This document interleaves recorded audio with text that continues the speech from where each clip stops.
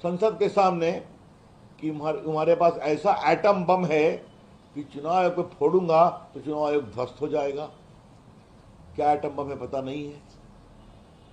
याद करिए, उन्होंने कहा था कि नौजवान देश के प्रधानमंत्री नरेंद्र मोदी पर डंडे चलाएंगे। याद है आपको, उन्होंने कहा था। और उन्होंने कहा था कि मैं जब एक बार बोलूंगा तो संसद हिलेगी। याद है ना। तो धमकाना, हड़काना, लोगों को डराना, ये तो राहुल गांधी की फितरत है ना, जो एक संवैधानिक संस्था पर इस तरह के अनर्गल आरोप लगा सकते हैं कि मेरे पास एटम बम है, हम फोड़ देंगे। तो जो एक संवैधानिक संस्था इलेक्शन कमीशन को धमका सकते हैं, तो ये उनके धमकाने का तरीका है। अभी उस दिन बहस हो रही थी ऑपरेशन सिंदूर पर संसद में, तो बोलते बोलते उन्होंने संसद की बेंच पर इतना कस के मुक्का मारा गुस्से में कि माननीय लोकसभा के अध्यक्ष को कहना पड़ा, ये सदन की संपत्ति है, इसका तो सम्मान करिए। ये तो है राहुल गांधी। बहुत दुख लगा कि ऐसा झूठ बोलने वाला व्यक्ति भारत के विपक्ष का नेता है। कुछ तो पद की मर्यादा का ध्यान रखे राहुल गांधी। हम अपेक्षा करेंगे उनके आज स्वर्गीय अरुण जेटली के बारे में ये बोले गए झूठे बयान की पार्टी की ओर से हम बहुत ही निंदा करते हैं। ये बहुत ही शर्मनाक है। मित्रों, मैंने सुना है कि तेजस्वी यादव भी उन्हीं के रास्ते पर चल रहे हैं। जब पूरा ये बन गया, ड्राफ्ट रिपोर्ट आ गई वोटर लिस्ट की, तो उन्होंने प्रेस कॉन्फ्रेंस करके कहा है कि मैं तो वोटर ही नहीं हूं, अब मैं कहां से इलेक्शन लड़ूंगा। तो उनसे पूछा गया कि आपकी पत्नी है, कहा जब मैं नहीं हूं तो मेरी पत्नी कहां से होगी। आज पटना के जिलाधिकारी को यह पब्लिकली कहना पड़ा कि दीघा विधानसभा में वेटनरी कॉलेज की बूथ पर वो बकायदा उनका नाम वोटर लिस्ट में है।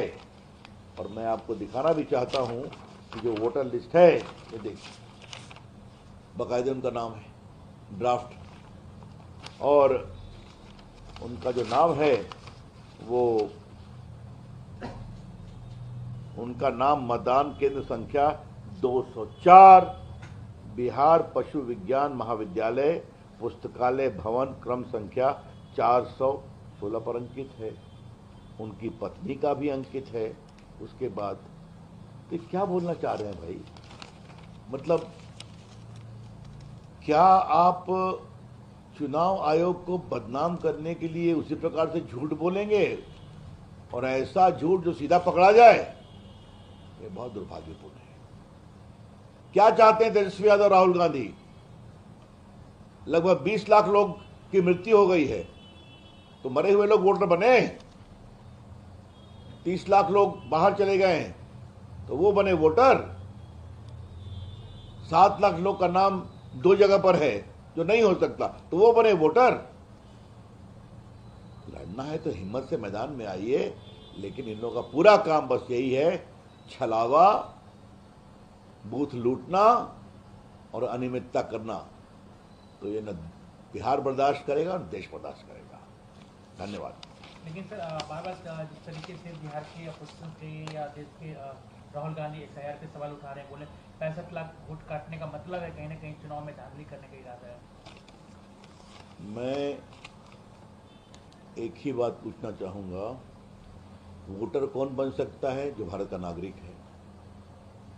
वोटर कौन बन सकता है? जो उस क्षेत्र में रहता है। मैं पटना साहिब का सांसद हूं, लेकिन मैं हर जगह तो वोटर नहीं बन सकता ना। मेरा वोट है यहाँ पर, बिजली बोर्ड के सामने वुमेंस कॉलेज मेरा वोट है, वहीं है। तो यही तो सवाल है ना। आप जहाँ रहते हैं वहाँ अगर आप नहीं रहते पाए गए तो आपका वोट निकलेगा। अगर 7 लाख लोग 2 जगह वोटर हैं जो नहीं हो सकता तो वो निकलेगा। आपको वोट देने के लिए आपका जिंदा होना जरूरी है। तो अगर 20 लाख लोग की मृत्यु हो गई है 2003 के बाद से आज, तो उनका नाम निकलेगा। तो क्यों परेशानी है आपको? यही तो मैं पूछ रहा हूं। क्या आपको ईमानदार चुनाव पर भरोसा नहीं है क्या? और क्या चुनाव आयोग पहली बार ये काम कर रहा है क्या? तो पहले भी किया। तो बार जब आप जीतते हैं तेलंगाना में या हिमाचल में तो चुनाव आयोग ठीक है, और जब आप हारते हैं तो बस परेशानी है। आपको जो लोकसभा चुनाव में अधिक सीटें मिल गई तो बहुत खुश थे आप, और जनता को रियलाइज हुआ कि हम लोग से गलती हो गई, तो उन्होंने आपको हरियाणा में हराया, आपको उन्होंने महाराष्ट्र में हराया, आपको उन्होंने दिल्ली में हराया, अब बिहार में हराएंगे। अब क्यों परेशान है? मोटी बात यह है, अगर जनता राहुल गांधी या कांग्रेस पार्टी को वोट नहीं देती तो सारा गुस्सा उसी कारण है।